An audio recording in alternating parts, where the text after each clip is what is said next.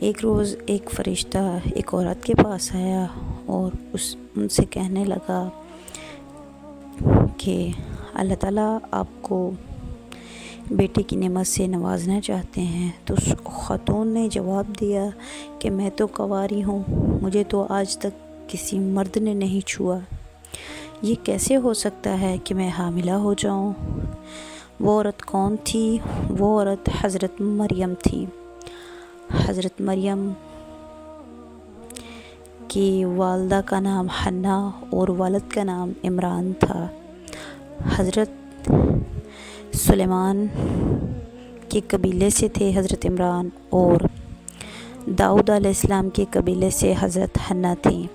حضرت حنا کے ہاں کوئی اولاد نہیں تھی۔ ایک مرتبہ حضرت حنا نے دیکھا کہ درخت پر کچھ چڑیاں بیٹھی ہیں، وہ اپنے بچوں کو کھانا کھلا رہی ہیں۔ یہ دیکھ کر آپ کے دل میں خواہش آئی کہ اللہ تعالیٰ ہمیں بھی اولاد دے تاکہ ہم بھی اپنی اولاد کو اسی طرح سے پیار کریں۔ اللہ تبارک و تعالیٰ نے آپ کی دعا کو قبول کیا اور آپ نے یہ منت مانی کہ اللہ تعالیٰ جب مجھے اولاد دیں گے تو میں اپنی وہ اولاد بیت المقدس کی خدمت میں کے لیے پیش کر دوں گی، وہ ساری عمر بیت المقدس کی خدمت کرے۔ حضرت مریم کے والد عمران چونکہ ایک نیک اور عابد انسان تھے، لہٰذا آپ مسجد اقصی کی امامت کے لیے منتخب کیے گئے۔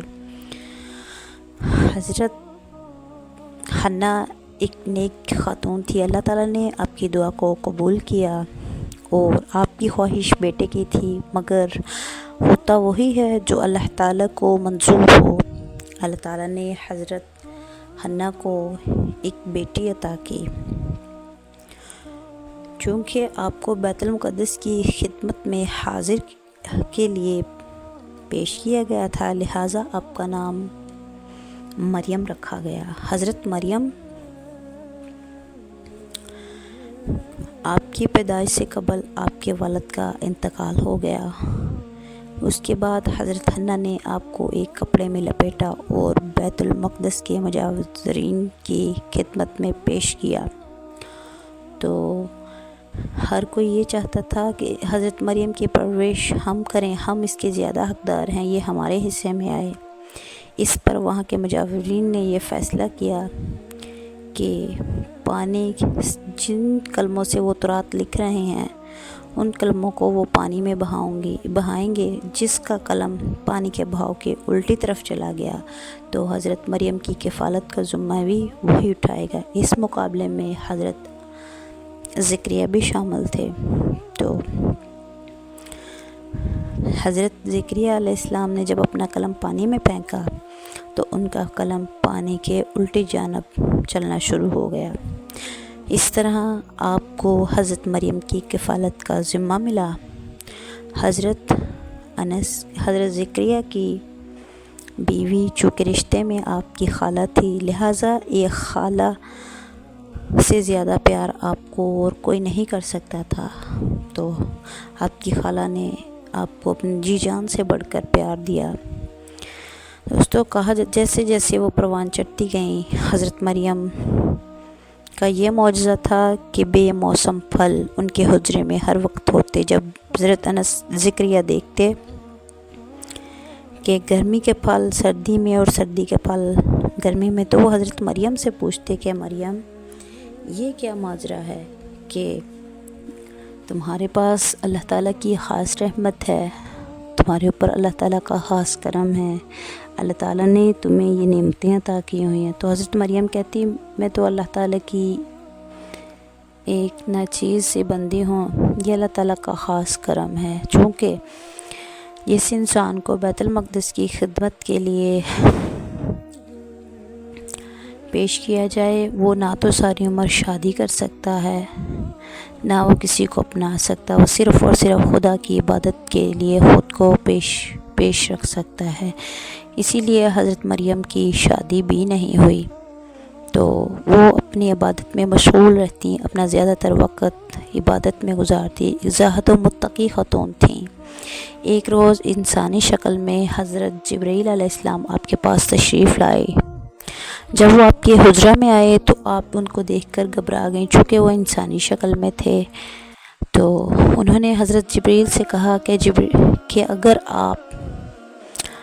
آپ خدا کے حکم سے آئے ہیں، اللہ کے نیک بندے ہیں، تو مجھ پہ رحم کیجیے۔ تو حضرت جبرائیل نے ان کو تسلی دی اور کہا کہ مریم، اللہ تعالیٰ نے مجھے آپ کی طرف یہ پیغام دے کے بھیجا ہے کہ اللہ تعالیٰ آپ کو بیٹا عطا کریں گے، آپ کی نشانی عطا کریں گے۔ تو اس پر حضرت مریم نے کہا نہیں، ایسا نہیں ہو سکتا، چونکہ مجھے تو آج تک کسی بھی مرد نے نہیں چھوا، بھلا یہ کیسے ممکن ہے؟ تو حضرت جبرائیل نے جواب دیا، یہی میرے رب کا حکم ہے اور یہی میرے رب کے حکم کی رضا ہے۔ لہٰذا آپ نے حضرت مریم کے سینے پر پھونک ماری، جس کی وجہ سے آپ حاملہ ہو گئیں۔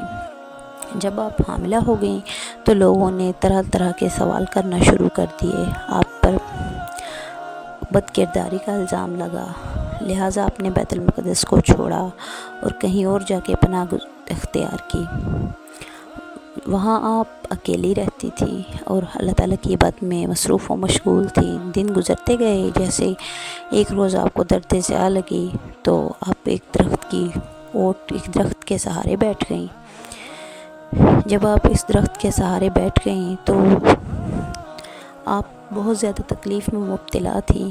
آپ کا معجزہ یہ تھا کہ جس درخت کے نیچے بیٹھی تھی وہ ایک سوکھا خشک درخت تھا، مگر جیسے ہی آپ کا ہاتھ اس کو لگا تو وہ درخت پھل دینے لگا، پھلدار بن گیا، اور آپ کے قدم جہاں پر تھے وہاں سے پانی نکلا، اور اللہ تعالیٰ نے یہ نازل کیا، یہ وحی آئی، یہ پیغام آیا کہ مریم تم یہاں سے پانی پیو اور کھجور کھاؤ تاکہ تمہارے جسم کو طاقت ملے، اور اپنی اولاد کو دیکھو، اس کی طرف دیکھو، اس کو دیکھ کے خوش ہو۔